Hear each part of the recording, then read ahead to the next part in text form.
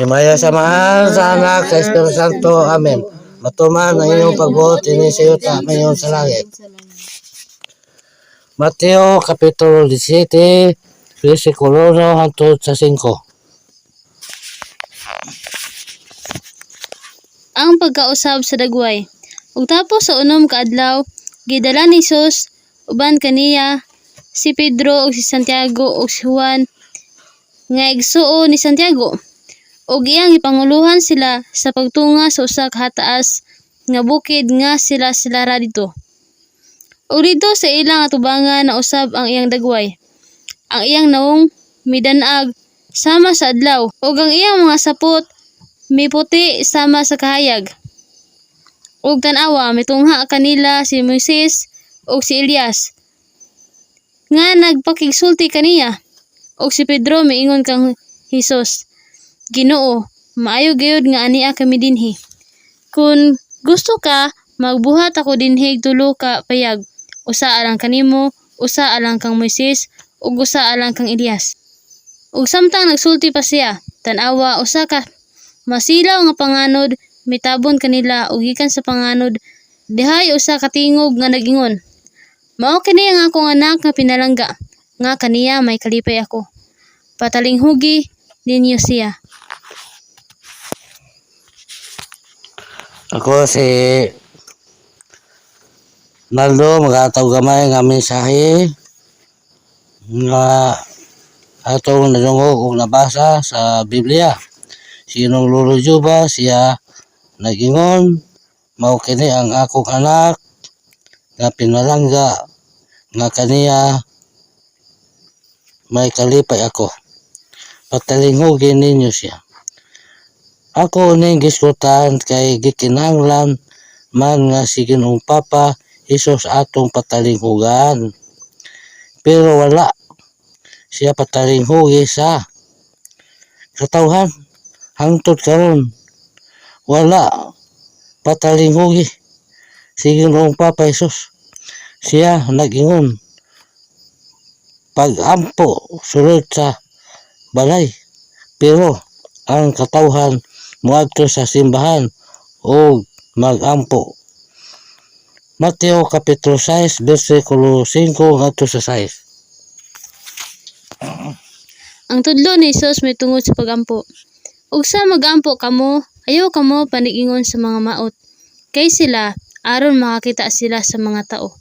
Mahigugma sa pagampo nga magatindog sa sulod sa mga sinaguga ug diha sa mga likuanan sa kadalanan. Sa pagkatinuod magaingon ako kaninyo nga sila nakadawat na sa ilang balos.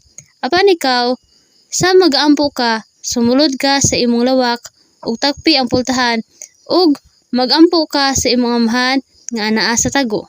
ug ang imong amahan nga nagatanaw sa tago magabalos kanimo. Ako si Raldo, ato nang nabati nga gikinahanglan yun nga mag-ampo ra sa sulod sa balay. Juan Kapitulo 8, 43 ngadto sa 47. Nganong dili man kamo makasabot sa akong sinultihan?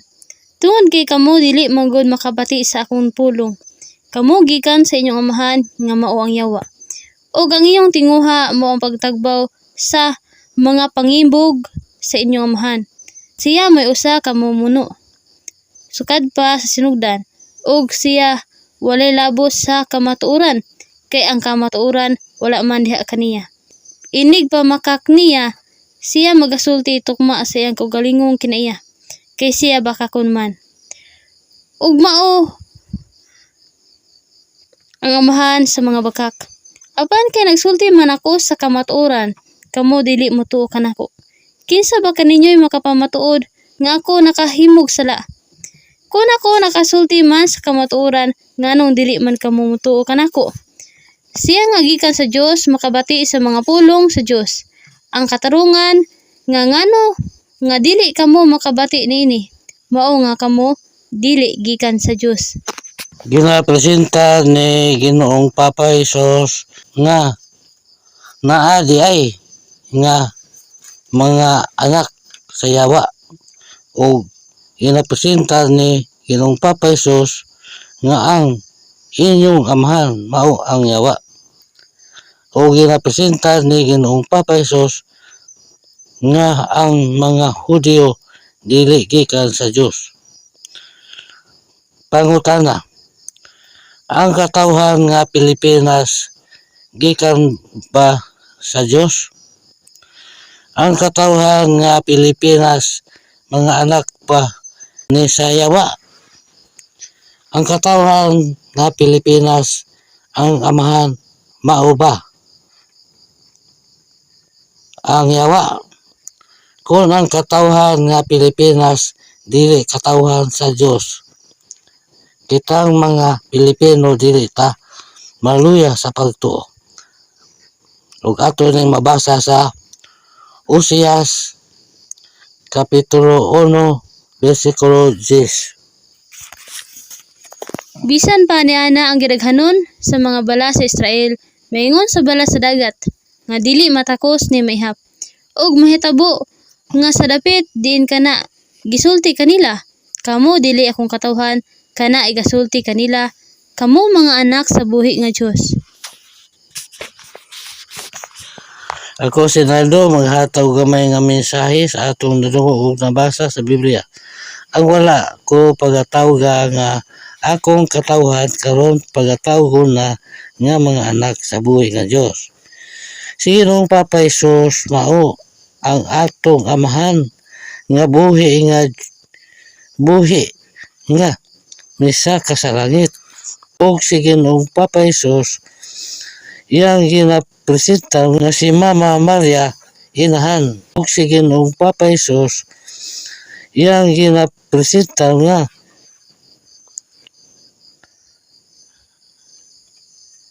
nga si Mama Maria inahan.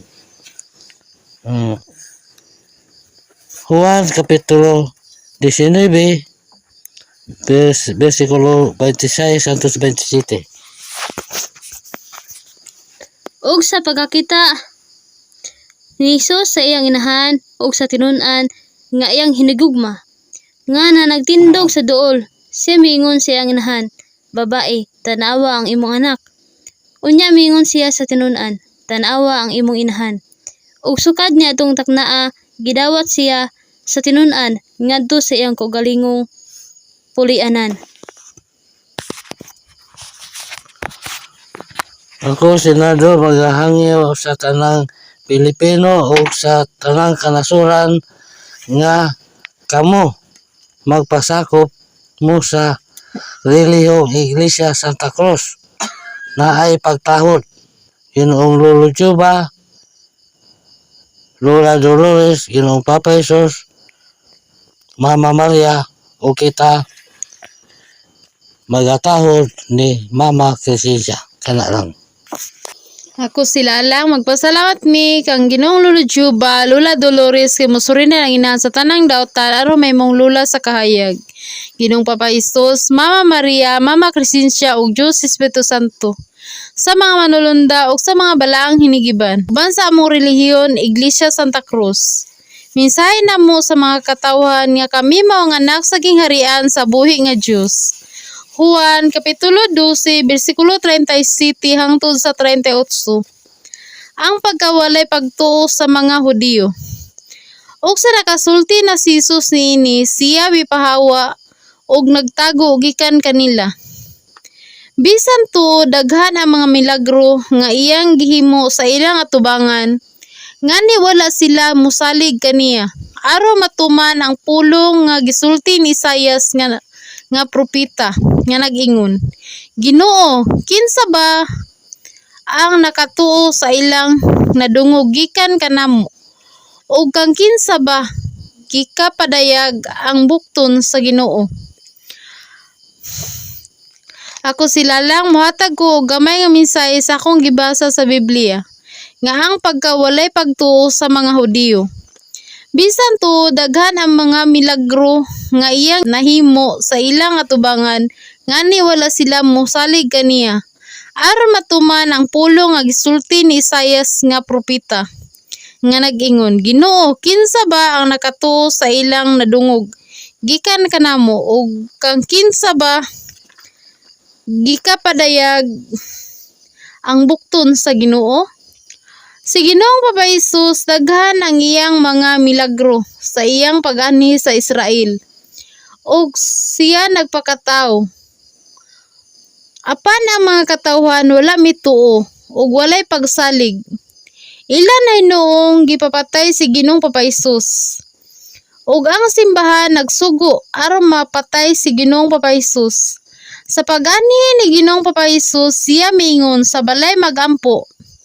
Pero ang mga pangulo sa simbahan nagbuhat og daghang simbahan. Aron dito magampo ang mga katawhan.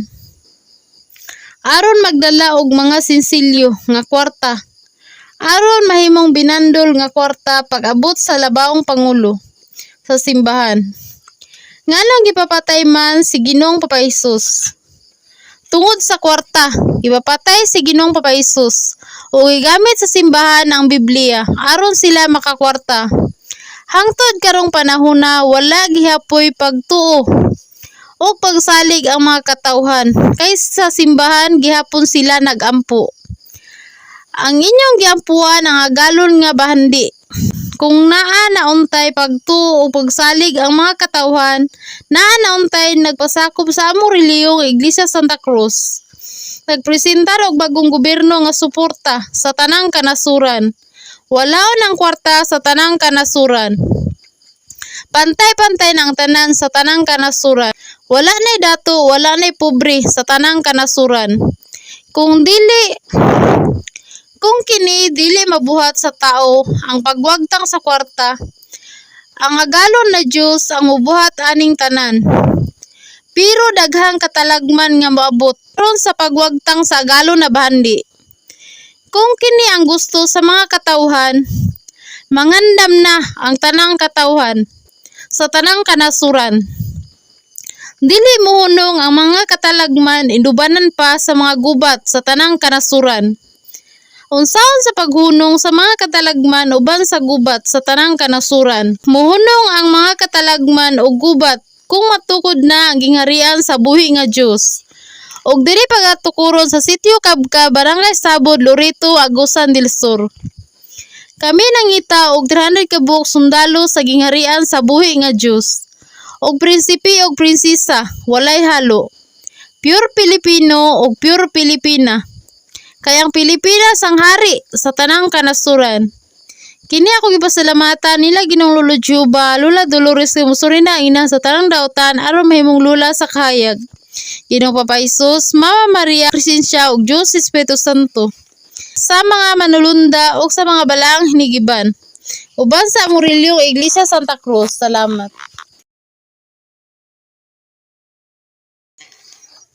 Juan Kapitulo 12 bersikulo 39 hangtod sa 41.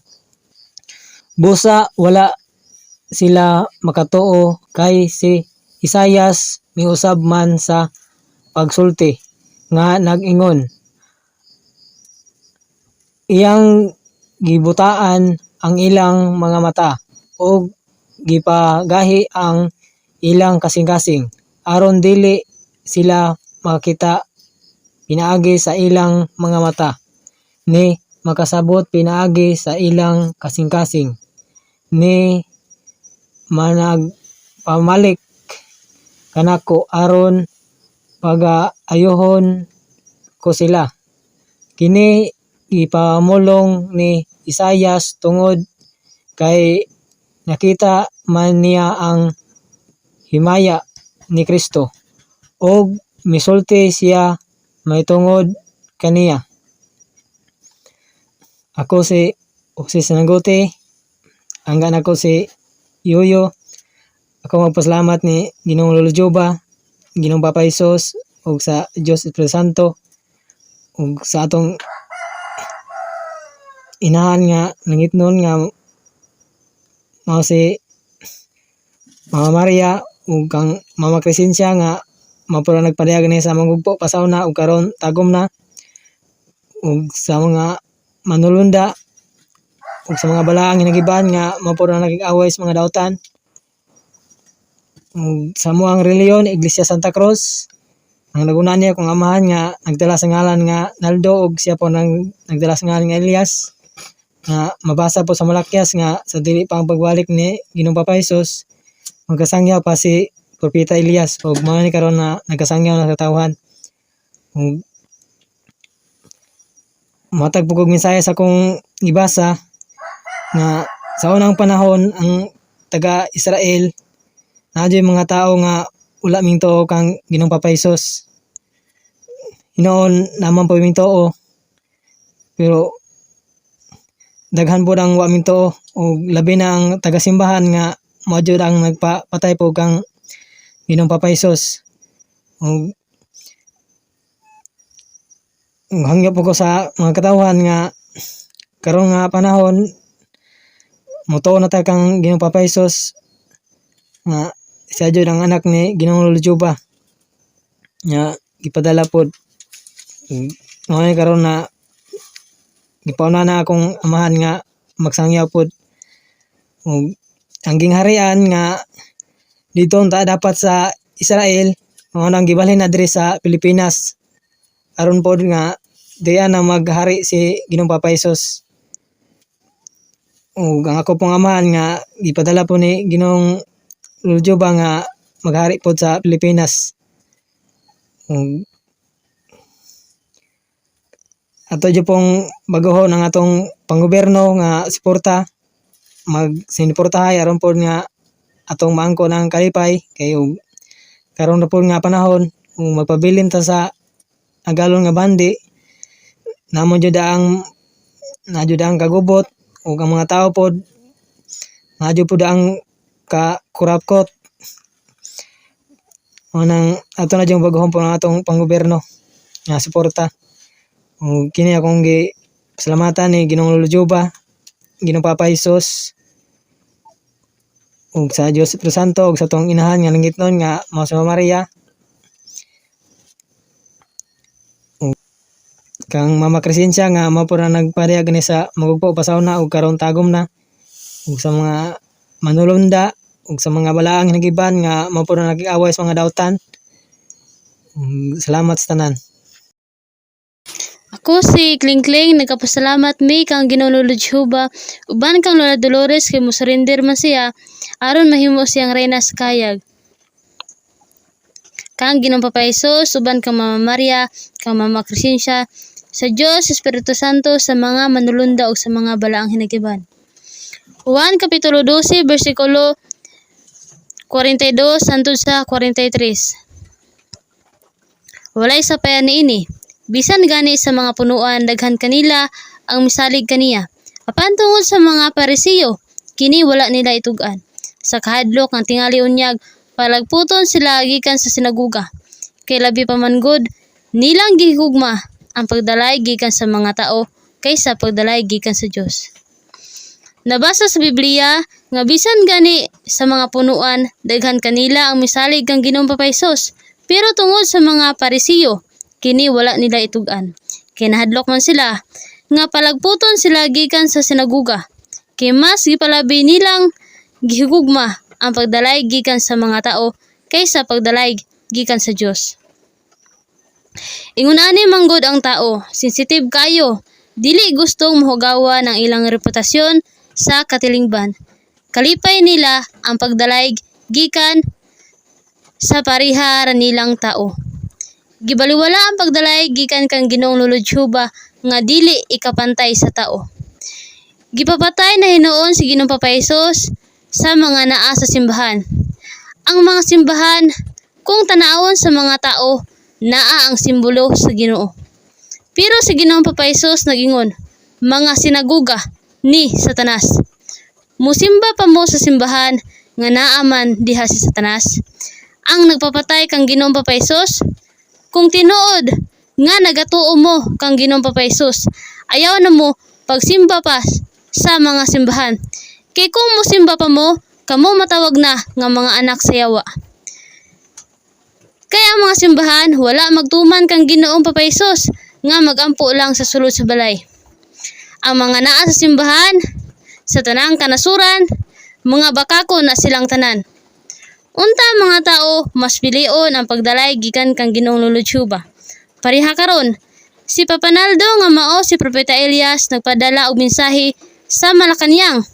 May tungod sa mensahe nga naguluhan ang pagpangayo ug ang pagpangandam. Pero wala gitagaan og patagad sa mga tao sa Malacañang. Wala ba kamo makabasa sa Biblia? Deuteronomio kapitulo 18 bersikulo 15. Si Jehovah nga imong Dios magapatindog alang kanimo gikan sa imong manalagna nga sama kanako. Kaniya magapatalinghog kamo. Pero ang mga tao sa Malacañang wala magpatalinghog kang propeta Elias nga mao si Papanaldo. Sama ra nga ang mga tao sa Malacañang wala magpatalinghog kang Ginoong luludsuba. Mahiaguman ninyo ang hampak ni Ginoong luludsuba sa inyong gihimo. Ang tanang plano para mobarog bagong relihiyon Iglesia Santa Cruz ug bagong gobyerno nga suporta aron maangkon na nato ang hingpit nga kalipay gipadayag ni Ginoong luludsuba kang propeta Elias nga mao si Papanaldo. Unta ang mga tao dinhi sa nasod nga Pilipinas dawaton si Ginoong Papaisos sa iyang pagbalik nga maghari sa Pilipinas ug sa tanang kanasuran. Inubanan sa akumahan nga sinaldo nga maoy maghari sa Pilipinas ug sa tanang kanasuran sama kang David. Unta mga tao malipay ug magpasakop sa relihiyong Iglesia Santa Cruz ug sa bagong gobyerno nga suporta. Mas palabihon unta sa mga tao ang pagdalayg nga gikan kang Ginoong luludsuba kay mahimong mabulahan kaysa tao nga walay kapuslanan. Sa mga nakasabot na sa mga mensahe, unta magpasakop na mo. Salamat sa inyong tanan.